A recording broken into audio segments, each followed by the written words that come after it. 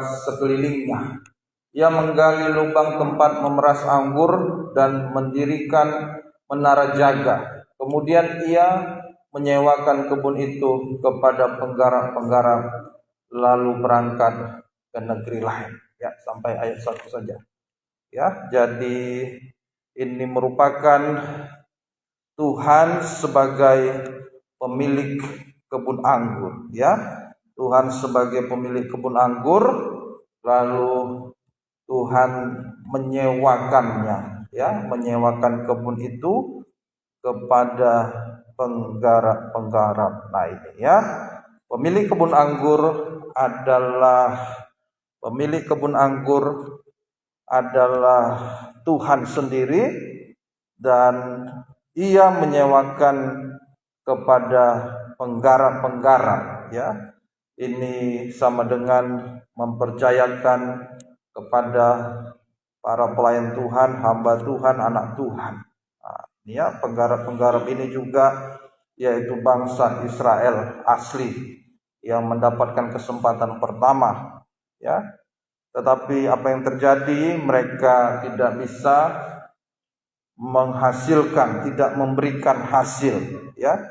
Tidak memberikan hasil, sehingga apa yang terjadi, pemilik kebun anggur ini menyerahkannya kepada penggarap-penggarap yang lain. Nah, ini ya, pemilik kebun anggur ini yaitu Tuhan sendiri menyerahkannya kepada penggarap yang lain.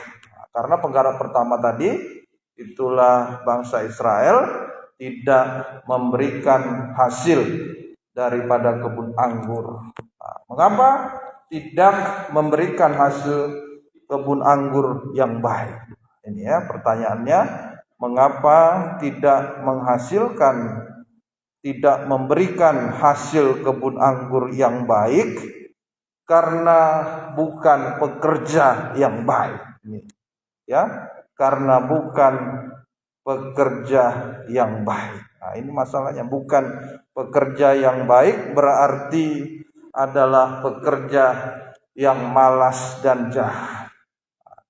Ya, jadi mengapa tidak memberikan hasil kebun anggur yang baik, tidak menghasilkan buah anggur yang baik? Karena bukan pekerja yang baik, tapi pekerja yang malas dan jahat. Matius 25 ayat 26. Nah, ini tidak bisa memberikan hasil buah anggur yang baik. Matius 25 ayat yang ke-26. Matius 25, maka jawab tuannya itu, hai kamu hamba yang jahat dan malas. Nah, jadi kamu sudah tahu bahwa aku menuai di tempat di mana aku tidak menabur, dan memungut dari tempat di mana aku tidak menanam. Nah, ini ya, hamba yang jahat dan malas. Dan hamba yang jahat, yang malas dan jahat ini akan dicampakkan. Nah, ya, akan dicampakkan pada ayat-ayat berikutnya. Ya, akan dicampakkan, ya, sampai binasa selamanya. Berarti hamba yang malas ini atau pekerja yang malas ini sama dengan pekerja yang tidak aktif. Hamba Tuhan, anak Tuhan, pelayan Tuhan yang tidak aktif dalam pelayanan di kebun anggur. Ini tidak aktif dalam pelayanan di kebun anggur. Nah, ini tidak aktif. Ya, kadang masuk, kadang tidak. Nah, ini ya, hamba yang malas. Dan hamba yang malas pasti hamba yang jahat.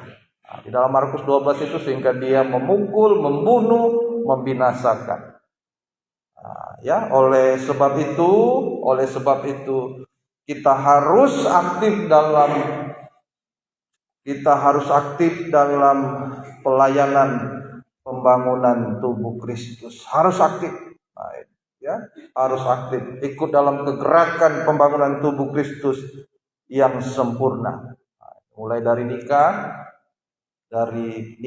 penggembalaan, antar penggembalaan, sampai nanti bangsa Israel dan kafir menjadi satu tubuh. Aktif, harus aktif. Nah, ya sudah dipercayakan tadi kepada bangsa Israel asli, namun mereka malas, mereka tidak aktif sehingga tidak menghasilkan buah anggur. Ini aktif dalam persekutuan, dalam pembangunan tubuh Kristus. Kita baca di dalam Matius 20 ayat 1 sampai 6. Nah ini ya. Matius 20 ayat 1 sampai 6. Nah, ini yang bekerja di kebun anggur. Adapun hal kerajaan sorga sama seperti seorang tuan rumah yang pagi-pagi benar keluar mencari pekerja-pekerja untuk kebun anggurnya. Setelah ia sepakat dengan pekerja-pekerja itu mengenai upah sedenar sehari, ia menyuruh mereka, ayo ke kebun anggurnya. Kira-kira pukul 9 pagi ia keluar pula lagi dan dilihatnya ada lagi orang lain menganggur di pasar. Katanya kepada mereka, pergi jugalah kamu ke kebun anggurku, dan apa yang pantas akan kuberikan kepadamu. Mereka pun pergi juga. Kira-kira pukul 12, pukul 3 petang, ia keluar pula dan melakukan sama seperti tadi. Nah ini bagian terakhir. Kira-kira pukul 5 petang ia keluar lagi dan mendapati orang-orang lain pula. Masih didapati juga orang-orang lain. Lalu katanya kepada mereka, mengapa kamu menganggur saja di sini sepanjang hari? Ya, lalu pada akhirnya mereka ya diundang untuk pergi bekerja di kebun anggur. Nah ini ya. Jadi pagi-pagi benar dikatakan tadi pada ayat yang pertama, pagi-pagi benar. Ya, pagi-pagi benar, di mana pagi-pagi benar itu menunjuk jam 6 pagi. Nah ini pagi-pagi benar ya, matahari akan segera terbit. Nah, itu jam 6 pagi. Nah ini yaitu kerinduan mendalam, kerinduan mendalam daripada pemilik kebun anggur. Itulah Yesus ya, adalah supaya kita aktif bekerja di kebun anggur. Nah, supaya tidak ada yang menganggur, harus aktif bekerja di kebun anggur, tidak menganggur. Nah, ya, kalau kita menganggur, nah ini sudah ditebus oleh darah Yesus, sudah percaya kepada Yesus, ya, bertobat, masuk dalam baptisan air yang benar. Jangan menganggur. Nah, kalau menganggur nanti, ya, menganggur dalam pelayanan pembangunan tubuh Kristus, maka nanti akan dipakai oleh Babel. Jadi tidak boleh ada yang menganggur, ya. Tidak boleh menganggur, ya. Tidak boleh ada yang pensiun, berhenti melayani Tuhan. Ya. Nah, ini. Ayo kalau yang sudah melayani jangan sampai berhenti. Teruslah tetap melayani sampai garis akhir. Kita akan lihat ada 3 macam dasar. Ada 3 macam dasar bekerja di kebun anggur. Ada 3 macam dasar bekerja di kebun anggur. Yang pertama ayat 1 dan 2. Ya, pagi-pagi benar ini sama dengan jam 6 pagi. Ya, ayat 1 sampai 2. Lalu sepakat memberikan upah. Berarti dasar bekerja di kebun anggur ada 3 macam dasar bekerja di kebun anggur, yaitu dasarnya adalah upah. Ya, dasarnya adalah upah. Ya, dasarnya adalah upah. Nah, ini sebenarnya bagi bangsa Israel, ya, pada waktu zaman Musa, maka yang berhak untuk melayani di rumah Tuhan, ya, pada saat itu tabernakel, ya, maka hanya berlaku untuk satu suku, yaitu suku Lewi, ya, suku Lewi daripada bangsa Israel. Nah, ini hanya terpilih suku Lewi, ya, itu terjadi pada zaman Musa. Nah, ya, tidak semua bangsa Israel. Ya, zaman Musa itu zaman hukum Taurat. Nah, ini, ya, maka pelajaran bagi kita, nah ini ya, hanya suku Lewi yang boleh melayani Tuhan pada zaman hukum Taurat, pada waktu zaman Musa. Pelajaran sekarang ini bagi kita, ya, sekarang ini banyak, nah ini ya, ibadah-ibadah di dalam rumah Tuhan menggunakan sistem Taurat. Ya, sekarang akhir zaman ini ya, sistem Taurat, yaitu ibadah pelayanannya hanya untuk mencari upah secara jasmani. Ya, dasar melayaninya karena upah secara jasmani, sehingga pelayanan di gereja, pelayanan di rumah ibadat dijadikan profesi. Nah, ini ya sudah banyak gereja-gereja.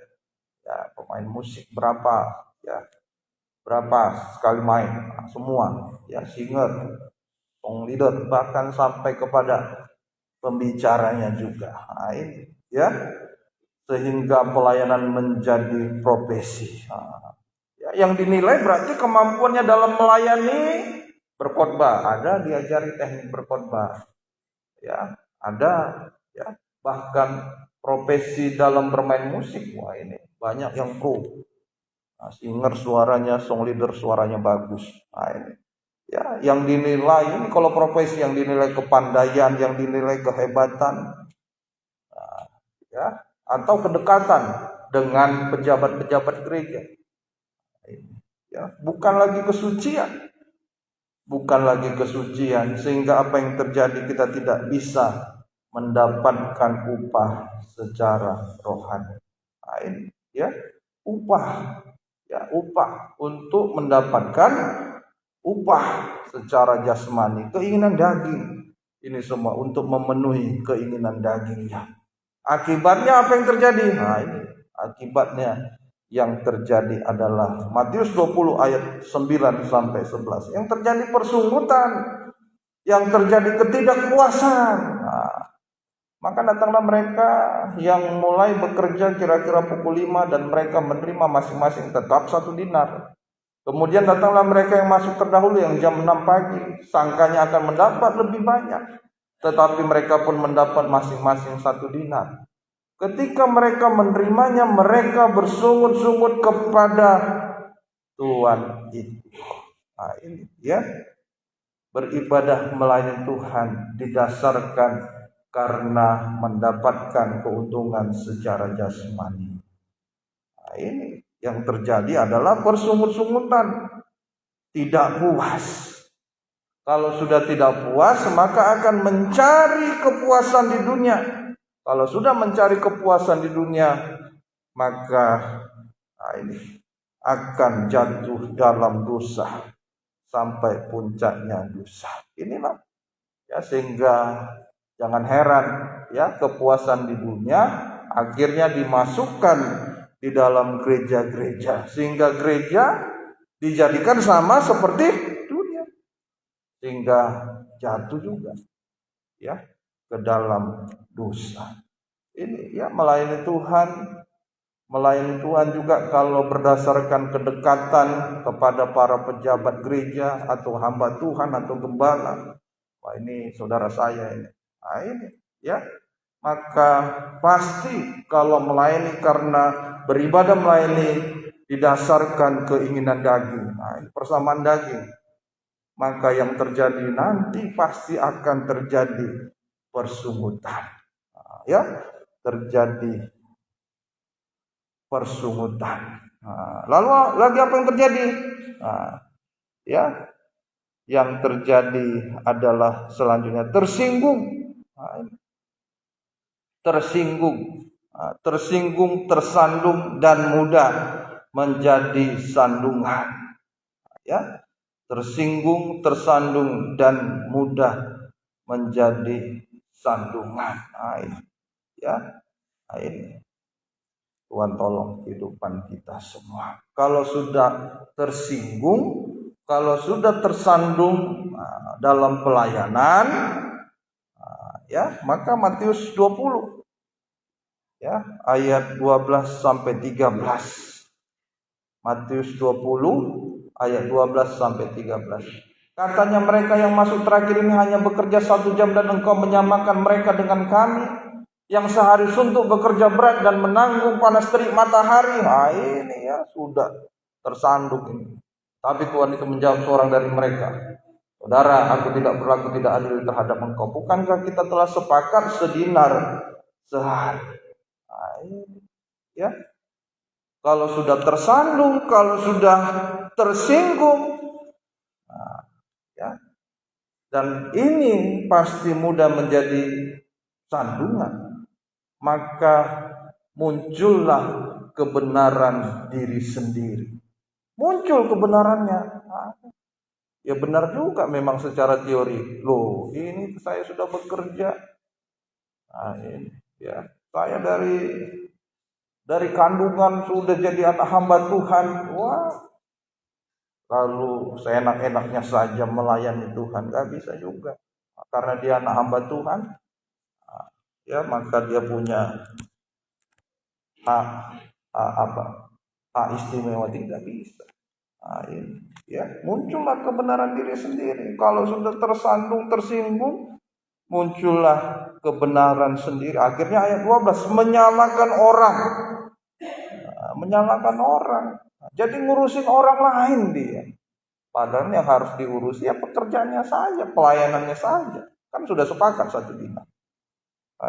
Ya, menyalahkan orang lain. Ya, kebenaran diri sendiri itu artinya menutupi kesalahan dengan cara menyalahkan orang lain. Nah, ya, kalau sudah menyalahkan orang lain, ya, menyalahkan Tuhan sebentar lagi, sampai menyalahkan firman pengajaran yang benar. Mana setiap hari saya mengikut Tuhan, beribadah melayani Tuhan, tapi apa hasilnya? Nah ini kalau beribadah karena didasarkan jasmani. Ya, lalu yang kedua, kalau sudah tersandung, tersinggung jadi sandungan, maka muncullah iri hati. Nah, ini iri hati kan. Wah, kerja dari jam 6 pagi, pulangnya sama. Nah, ini kan sampai jam 6 sore kerjanya berarti kan. Jam 5 sore tadi kerjanya sampai jam 6. Nah, sudah kerja 12 jam sama. Muncul iri hati tapi upahnya tetap sama. Ayo. Ya, kalau sudah iri hati, maka ini terjadi benci tanpa alasan. Ya, kebencian tanpa alasan ini semakin merajalela menjelang kedatangan Tuhan kali yang kedua. Ya, benci tanpa alasan. Saya pernah sering kali contohkan, si A digosipi si B, ya, si B menggosipinnya kepada si C. Ya. Si A ini, ya, digosipin oleh B ke C. C ini yang tidak tahu ke A, nah ini malah jadi bermusuhan. Padahal si A tidak kenal dengan yang C, bisa jadi begitu. Ya, nah, contoh sederhana, saya digosipin oleh si A ke si C. Nah, saya nggak kenal si C. Akhirnya si C ketika jumpa, ini benci tanpa alasan, ini iri hati. Ya, maka hati-hati kalau sudah sampai kebencian tanpa alasan. Maka di dalam Yohanes 15, catat saja Yohanes 15 ayat 18 sampai 27. Di situ ada 7 kali disebutkan kebencian sampai sama seperti antikris. Nah, ya Bapak, Ibu, Saudara bisa baca di rumah. Yohanes 15 ayat 18 sampai 27. Nah, ini ya. Ayo kita mari melayani Tuhan bukan karena keuntungan secara jasmani. Nah, itu ya. Nah, ya, Matius 20 ayat 15. Ini dia iri hati tadi ya. Matius 20. Tidakkah aku bebas mempergunakan milikku menurut kehendak hatiku? Atau iri hatikah engkau karena aku murah hati? Nah, ini kalau kita tersandung. Maka kalau kita mendengarkan firman Tuhan harus dalam urapan Roh Kudus. Kalau ditinjau dari pengalaman, Saya berapa tahun baru? Nah, memang saya hamba Tuhan, tapi kemampuan belum tentu saya lebih baik, atau pengalaman belum tentu.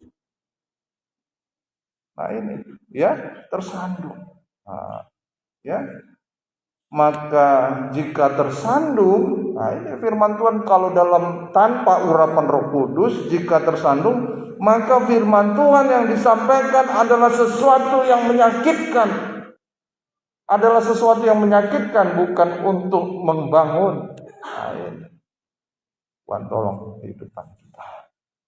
Akibatnya, kalau bekerja di kebun anggur untuk mencari, nah ini ya, karena kepentingan jasmani, karena pandangan jasmani, ya, maka sehingga ada ayat mengatakan yang terdahulu menjadi terakhir, ya, yang terdahulu menjadi yang terakhir. Nggak bisa, ya, pelayanan, nah ini 1 dinar, nah, ya, upah pelayanan itu 1 dinar, upah pelayanan itu sama upahnya kerajaan surga. Ya, akhirnya apa? Yang terdahulu jadi terkemudian, yang terkemudian jadi terdahulu, sehingga banyak yang meninggalkan pelayanan atau ketinggalan saat Yesus datang kembali kedua kali.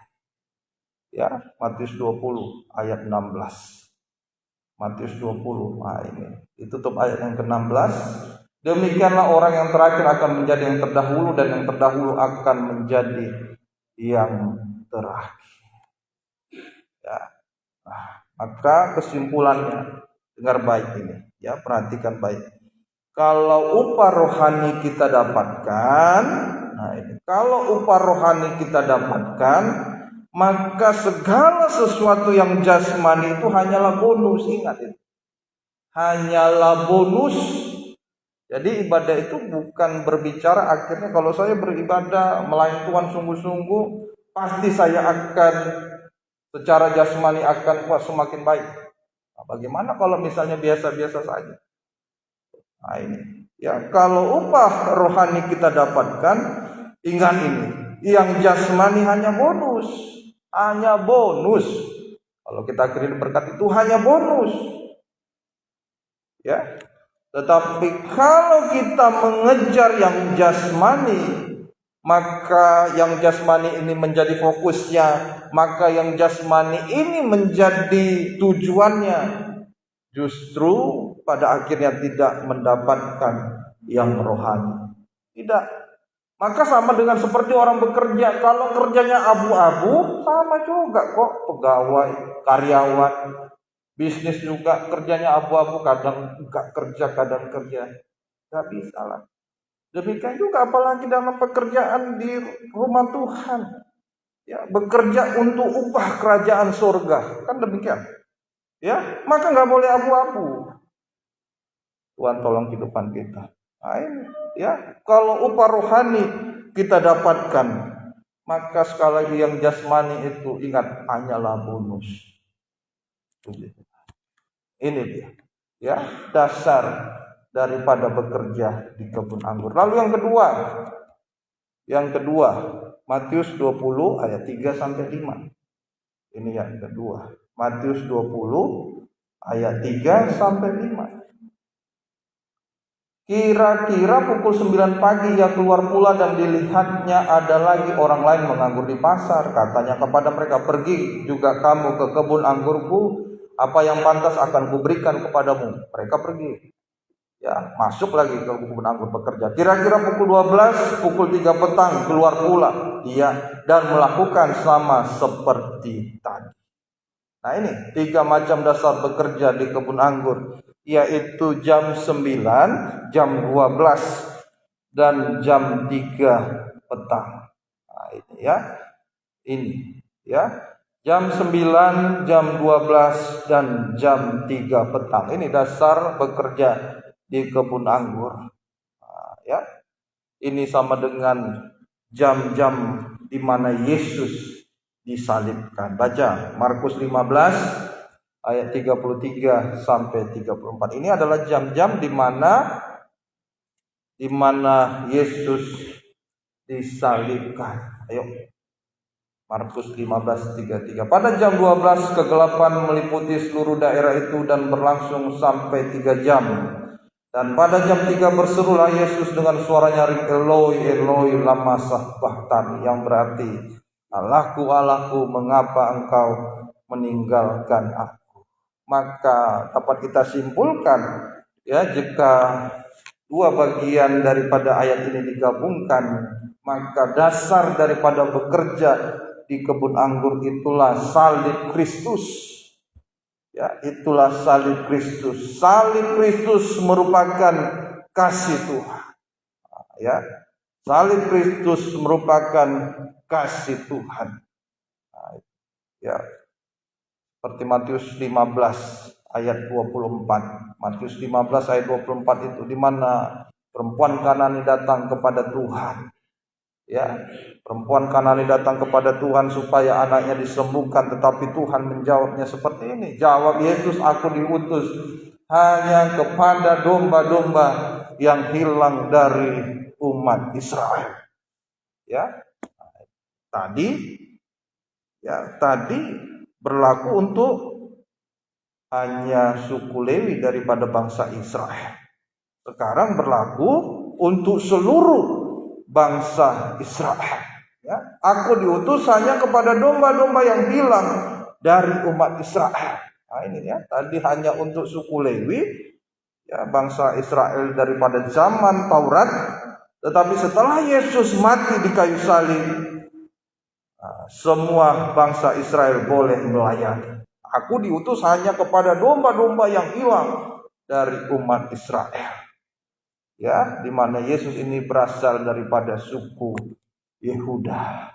Oleh sebab Yesus sudah mati di kayu salib, semua mendapatkan kesempatan. Seluruh bangsa Israel boleh melayani Tuhan.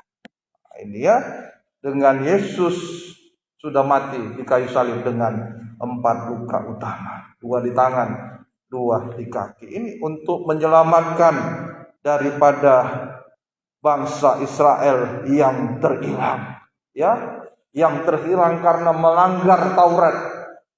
Ya, hanya suku Lewi yang mampu menjalankan sesuai hukumnya Tuhan, hukumnya Musa pada saat itu.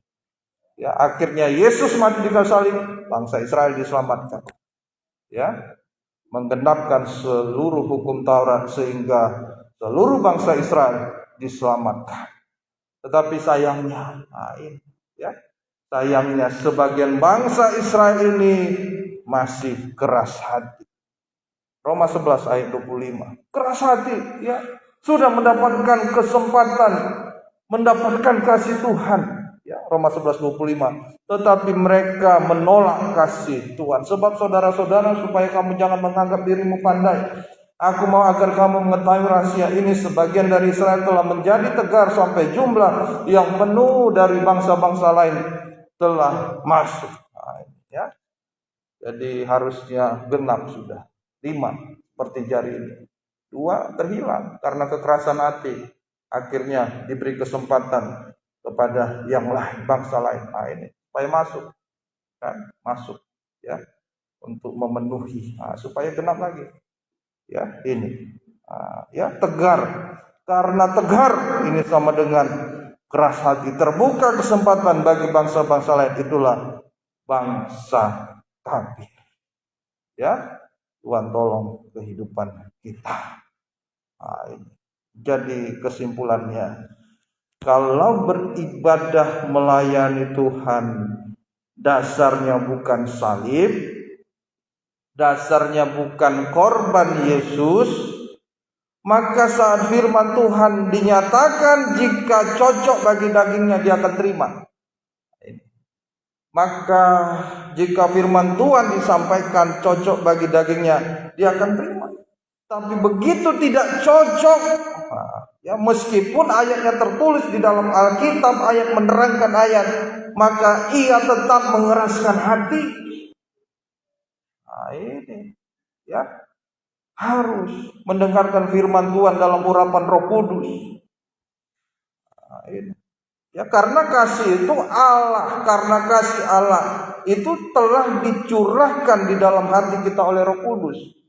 Nah, firman harus dalam urapan Roh Kudus, kasih Allah dicurahkan sehingga saat firman Tuhan disampaikan, nah ini walaupun kita tidak cocok bagi daging, ayatnya jelas di dalam Alkitab, ayat menerangkan ayat, kita tetap menerima firman Tuhan dengan lemah lembut. Ya, nah ini itu sebabnya melayani Tuhan harus dasarnya salib, harus dasarnya salib. Ya, melayani Tuhan harus dasarnya salib, kasih yang daripada Tuhan. Yang ketiga, yang terakhir, dasar bekerja di kebun anggur. Ya, Matius 20 ayat 6. Kembali Matius 20 ayat 6. Kira-kira pukul 5 petang ia keluar lagi dan mendapati orang-orang lain pula. Lalu katanya kepada mereka, "Mengapa kamu menganggur saja di sini sepanjang hari?" Ya, nah ini, ya, ini lebih daripada kasih Tuhan. Ini lebih daripada kasih Tuhan. Mendapatkan kesempatan, mendapatkan kemurahan. Tinggal sisa waktu. Jam 5, jam 6 selesai. Yang bekerja jam 6 pagi juga selesainya jam 6 sore. Nah ini. Ya, hari-hari yang terakhir ini loh kesempatan bagi kita. Menuju jam 6 sore kembali kepada kegelapan.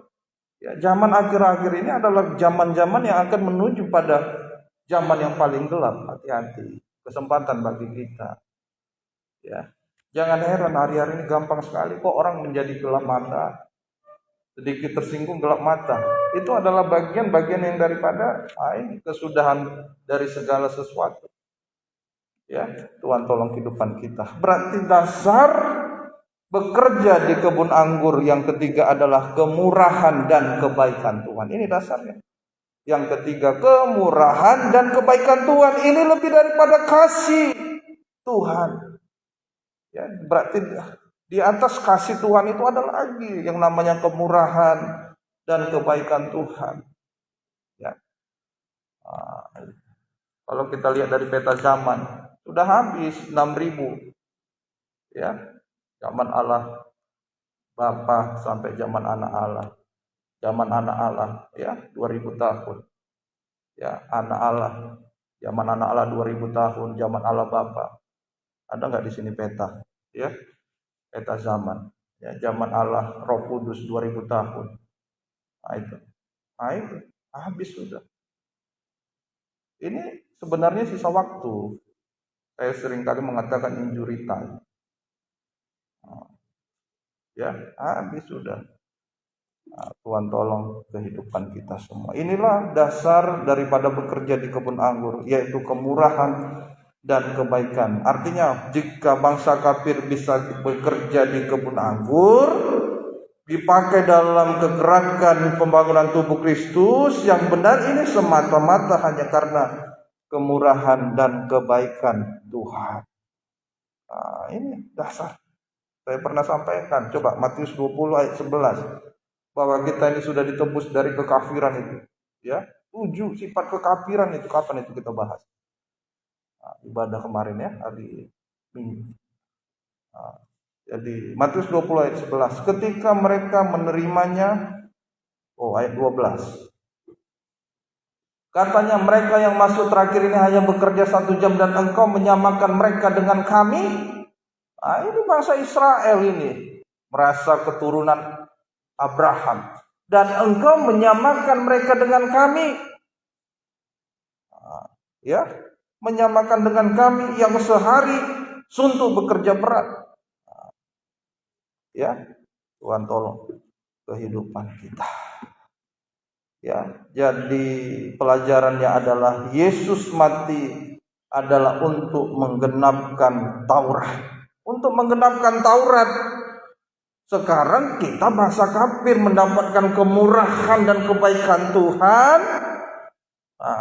Ya, sama dengan suku Lewi di zaman Taurat atau bangsa Israel di zaman Perjanjian Baru. Ini keadaan gereja Tuhan hari-hari ini. Apakah dia gereja Tuhan yang tampil sebagai ibadah Taurat atau bangsa Israel di zaman Perjanjian Baru? Nah, itu melayani Tuhan.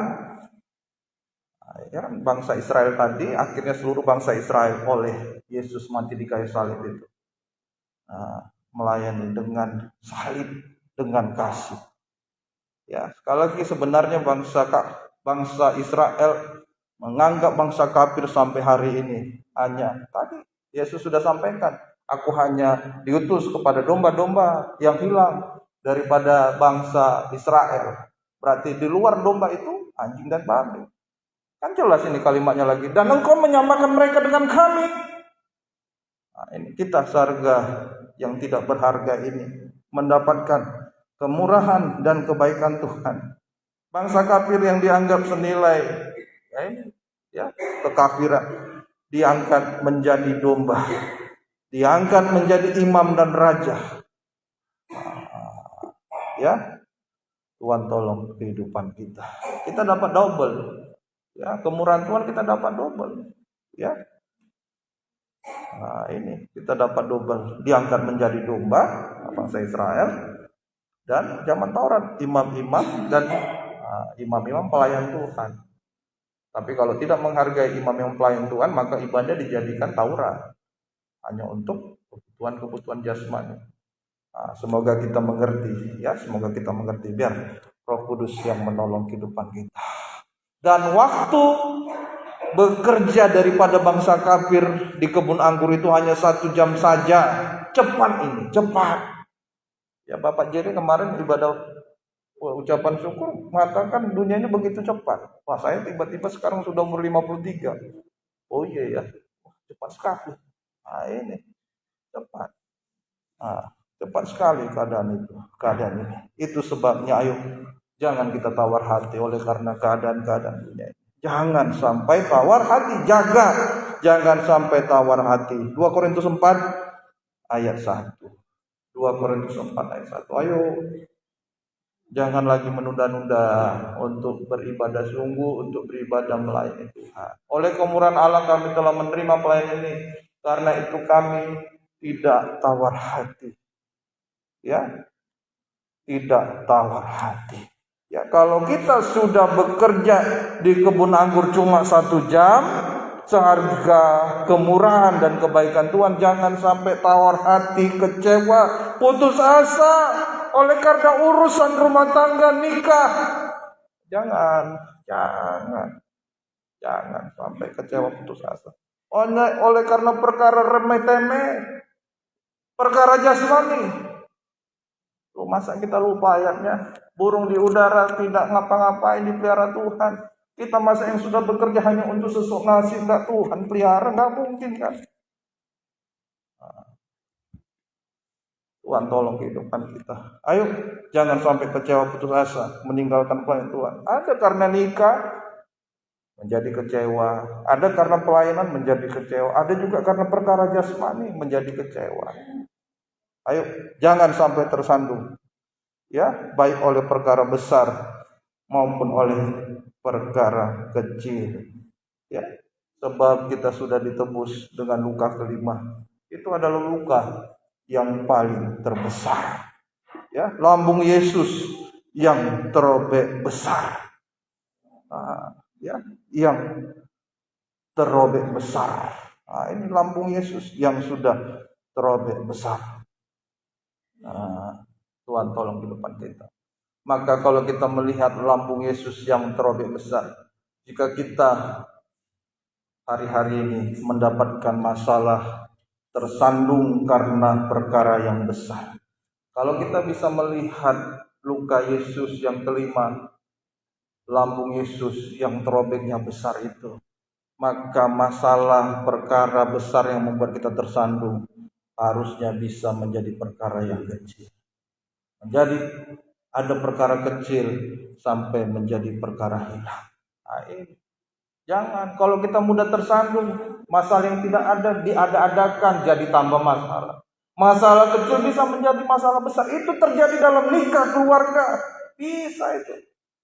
Ayo, jangan sampai tersandung.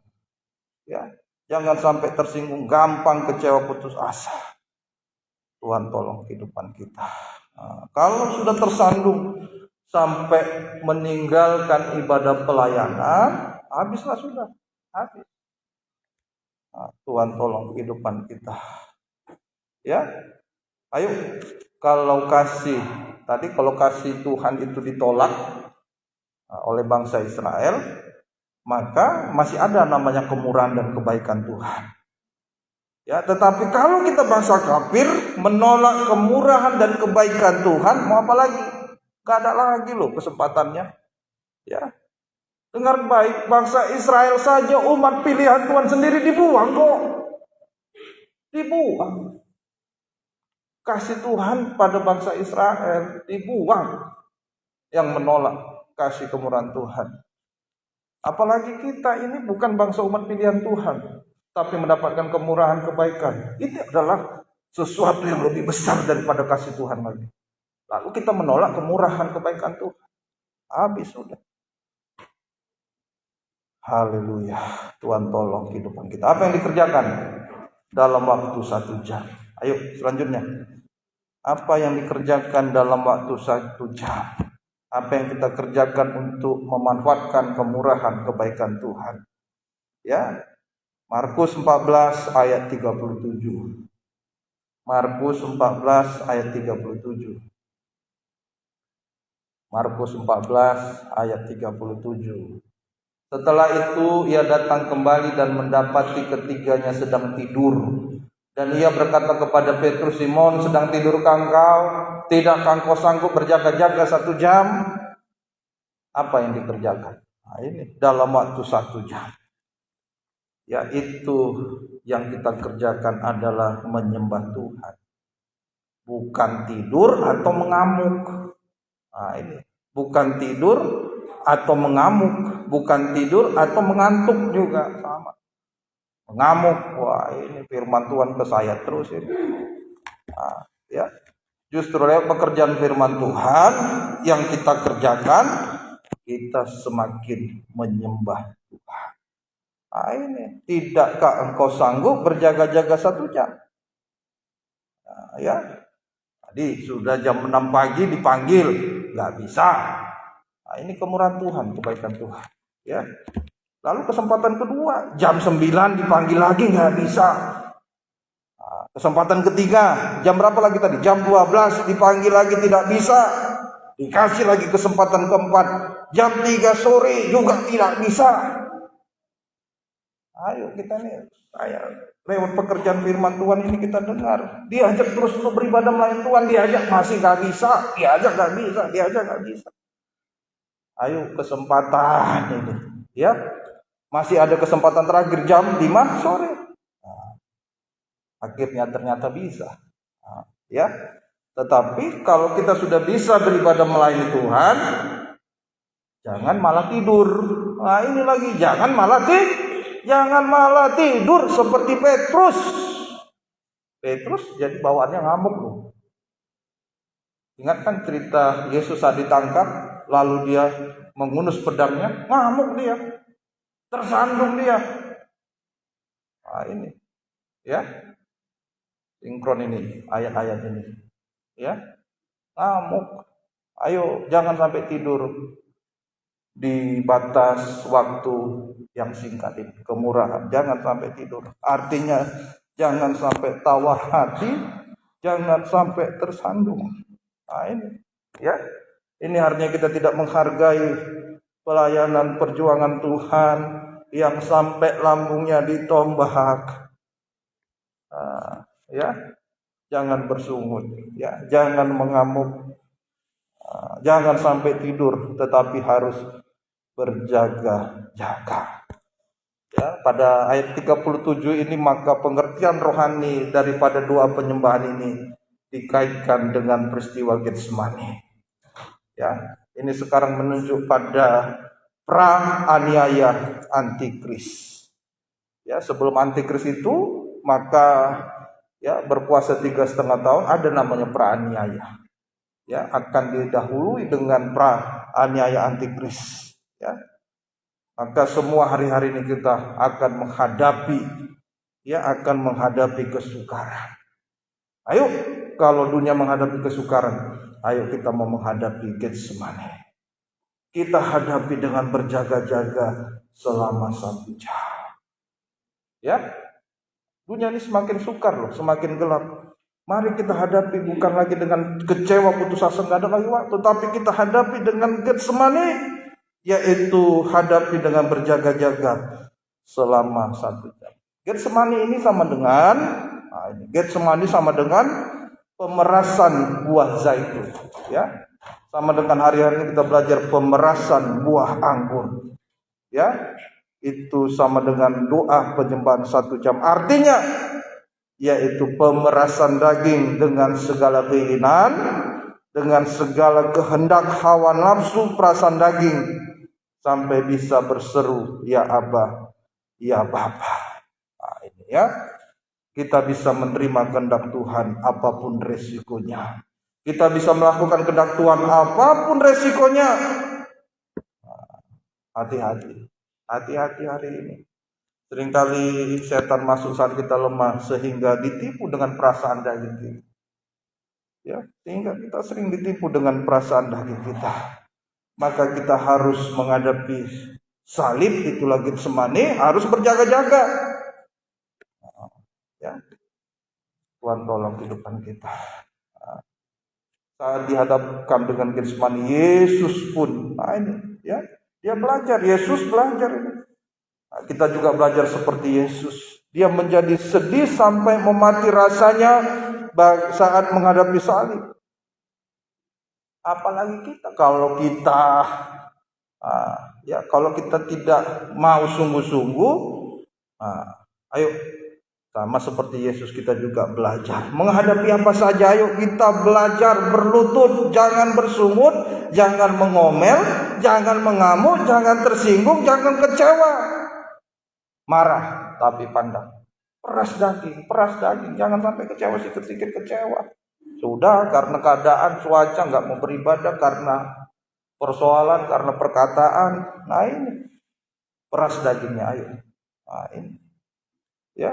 Nah ini perasaan kita ini seringkali disentuh dengan hal-hal yang, gitulah banyak hal. Ya. Nah ini seringkali kita main perasaan, menyimpulkan menurut pandangan kita, jangan. Ya, belum tentu. Nah ini perasaan.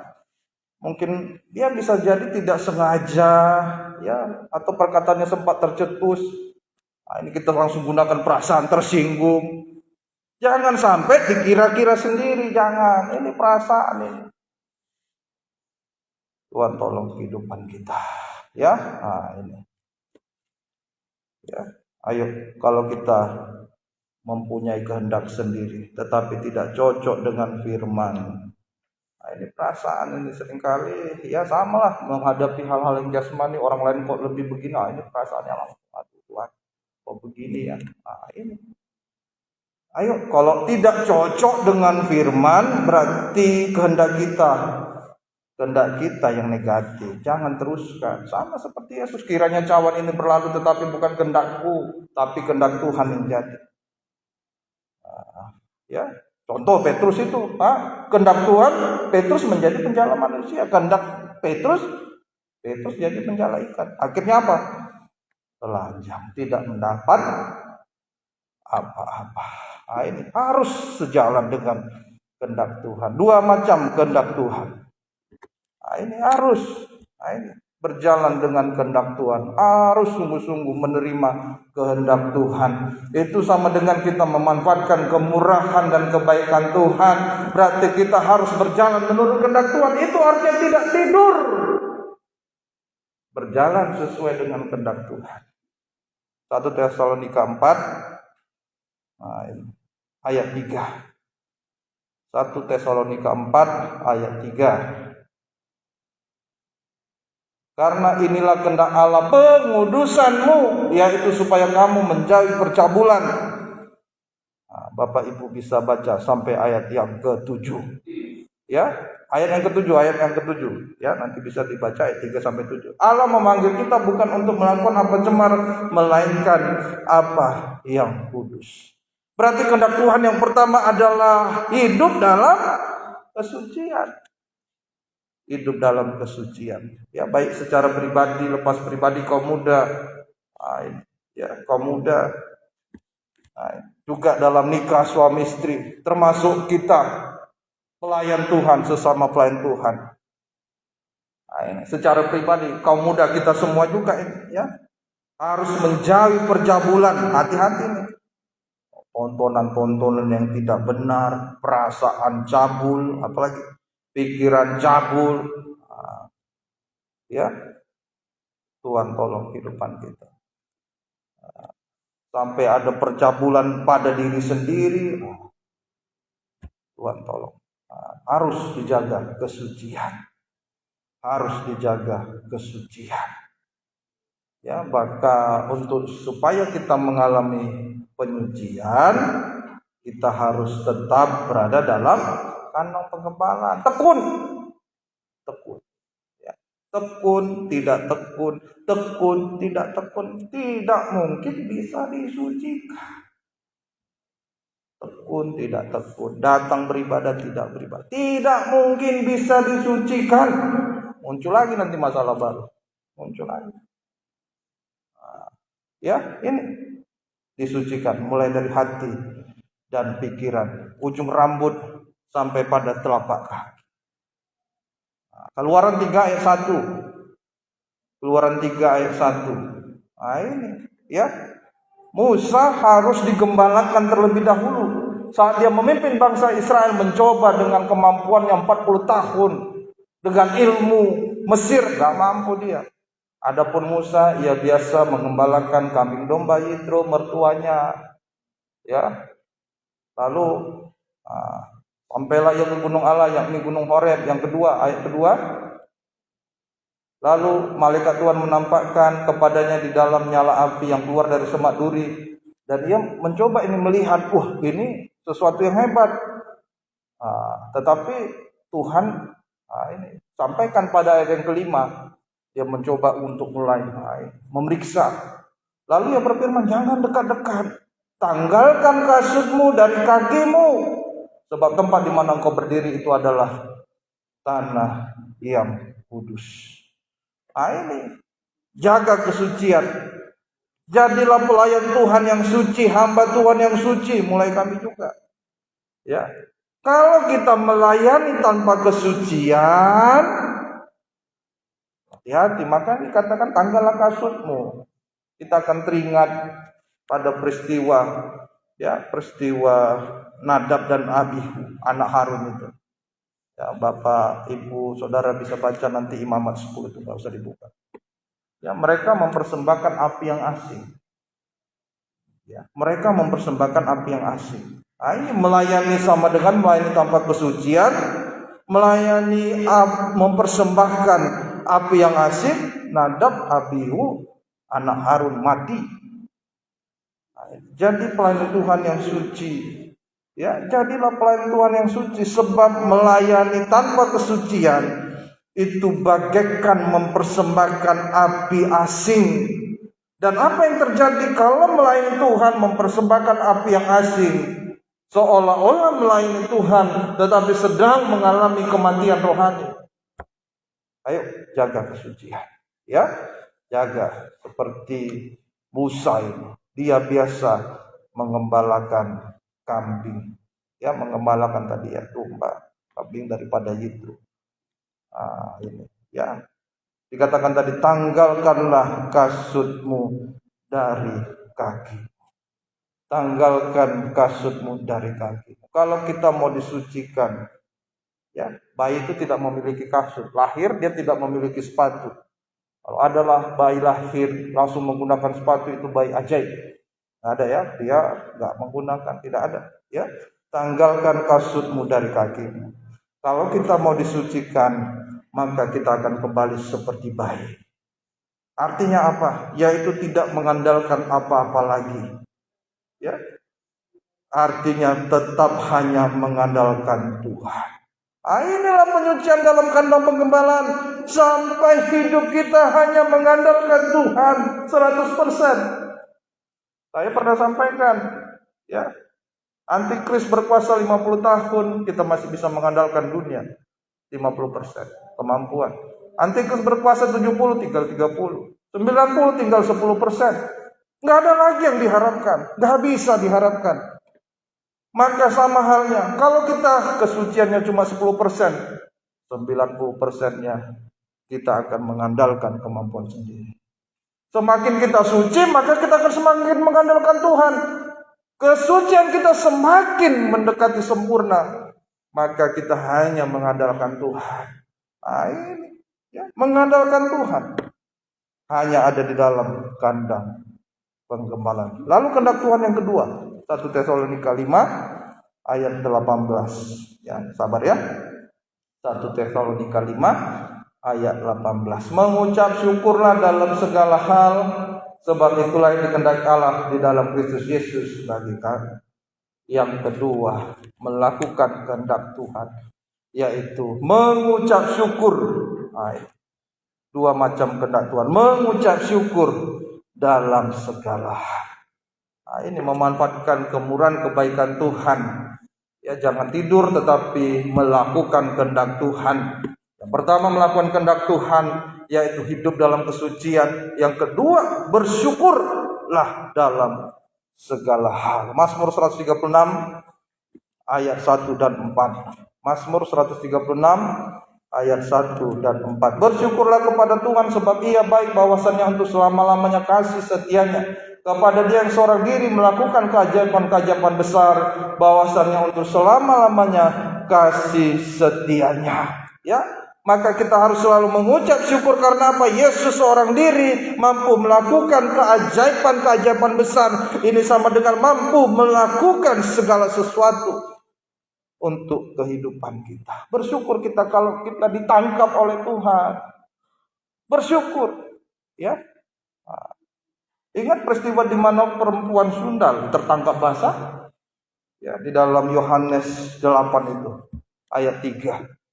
Ya. Lalu orang Farisi ahli Taurat menempatkan perempuan sundal itu di hadapan Tuhan, di tengah-tengah di hadapan Tuhan. Mulai ini di dalam hukum Musa begini-begini, lempar orang yang berbuat. Kamu yang nggak berdosa, pertama kamu melempar. Lalu satu persatu mundur. Ini. Ya, lalu tibalah Yesus pada saat yang terakhir. Aku pun tidak menghukum engkau. Ini tertangkap basah. Kalau oleh karena kemurahan Tuhan, hari-hari ini lewat pekerjaan Tuhan, kita tertangkap. Ayo, kita tertangkap. Itu kita bersyukur kepada Tuhan, bukan malah ngamuk. Bukan malah ngamuk. Ini gimana ini firman? Ya, tertangkap basah. Berarti kalau tertangkap basah berarti ada sebenarnya prianya. Ya kan, kalau orang melakukan perbuatan zina nggak mungkin bisa dilakukan seorang diri. Tetapi yang tertangkap basah itu perempuannya ini. Ya, tetapi yang dibawa hanya yang perempuan. Ya, Tuhan tolong kehidupan kita semua. Ayo, seringkali saya mau sampaikan begini di dalam nikah keluarga. Ya, kesalahan dalam nikah keluarga itu tidak mungkin disebabkan oleh istri saja, tidak mungkin disebabkan oleh suami saja. Pasti ada, dua-duanya itu ada salahnya. Anak juga kalau seringkali menyalahkan orang tua. Ini suka menyalahkan. Tuhan tolong kehidupan kita semua. Kalau hari ini ya istri ketangkap basah, mungkin suami ketangkap basah, kita semua ketangkap oleh firman ini. Anak-anak, ini ya, orang tua suka menyalahkan anak. Wah, ini karena anak begini-begini, salahkan diri sendiri.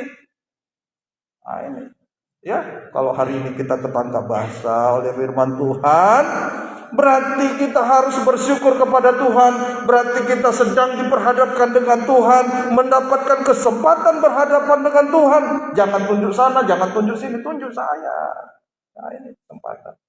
Bersyukur, ya, bersyukur. Ya, bersyukur kepada Tuhan. Sebab Yesus seorang diri mampu melakukan keajaiban-keajaiban besar. Hari-hari ini, kalau Bapak Ibu Saudara, ya, nggak perlu nunjuk orang lain. Kalau perasaannya sudah mulai tunjuk diri sendiri. Saya ketangkap Tuhan. Saya tidak perlu tunjuk suami saya tidak perlu tunjuk istri saya tidak perlu karena orang tua ini makanya masa depan saya begini. Tunjuk diri sendiri. Saya ketangkap Tuhan oleh Tuhan.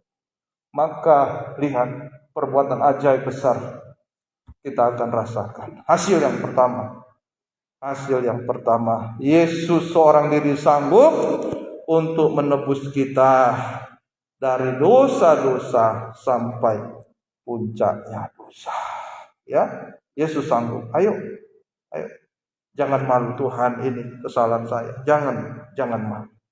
Tadinya malu, takut, gelisah, stres akibat dosa. Tetapi kalau kita mau mengaku, bagikan mungkin kita ketangkap hari ini. Saya ketangkap bahasa Tuhan oleh firman. Ya, maka kita akan mengalami ketenangan yang daripada Tuhan. Ayo, ya jangan terus menghindar, jangan sampai nggak jujur terus, nggak ada pertolongan Tuhan. Ayo, lalu hasil yang kedua. Petrus sudah mulai tenggelam dia tadi karena melakukan, dia suka ngamuk. Kehendak Tuhan dia menjadi penjala manusia, tetapi dia mau menjadi penjala ikan. Ini ya hasil yang kedua. Yesus seorang diri sebagai imam besar, gembala agung, mengulurkan tangan kemurahan kebaikannya untuk menolong kita yang sudah mulai tenggelam. Karena tadi perasaan dagingnya terlalu kuat sehingga datang gosip. Kita sudah mulai tenggelam karena kata-kata orang lain gosip. Ayo, tangan belas kasih Tuhan mengangkat kita kembali. Kalau hari-hari ini perasaan kita, aduh suami saya terus melulu kasar, istri saya selalu nggak tunduk. Ayo, kita rasa mau tenggelam karena kita menggunakan perasaan daging. Hari ini Tuhan mau melakukan perbuatan-perbuatan yang ajaib untuk mengangkat kita kembali. Jangan dekat, dengar firman. Lalu hasil yang ketiga, ayo bersyukur kita kepada Tuhan. Ini kita diangkat dari ketenggelaman, kemerosotan. Hasil yang ketiga, Filipi 3 ayat 20 sampai 21. Ayat terakhir, karena kewargaan kita adalah di dalam surga, dan dari situ juga kita menantikan Tuhan Yesus Kristus sebagai juru selamat yang akan mengubahkan tubuh kita yang hina ini, perasaan kita yang gampang, Tuhan tinggalkan Tuhan saja, ini lemah saya. Tuhan ubahkan sehingga serupa dengan tubuhnya yang mulia, menurut kuasanya yang dapat menaklukkan segala sesuatu kepada dirinya. Yesus sebagai juru selamat yang mulia, raja segala raja mempelai pria surga, sanggup mengubahkan kita dari manusia daging menjadi manusia mulia. Air anggur. Puji Tuhan. Saya undang pemain musik singer boleh tampil ke depan. Biarlah hari-hari ini, kalau sudah mulai tertidur, kalau sudah mulai ngamuk, kalau sudah mulai bosan, kalau sudah mulai putus asa, kecewa, ya, hari ini kalau kita tertangkap oleh firman, segera aku pun tidak menghukum engkau. Itu yang Yesus katakan. Aku pun tidak menghukum engkau. Ayo kita bangsa kafir yang gak berharga diangkat oleh Tuhan. Waktunya 1 jam ini jangan kita manfaatkan lagi untuk main-main. Kemurahan, kebaikan Tuhan manfaatkan untuk melakukan kehendak Tuhan. Tuhan tolong kehidupan kita. Ayo hidup dalam kesucian. Tetap mengucap syukur dalam segala hal. Kita angkat pujian dari Pasalo nomor Mengapa Kau Memilihku 128. Ya, mengapa kau memilihku? Haleluya.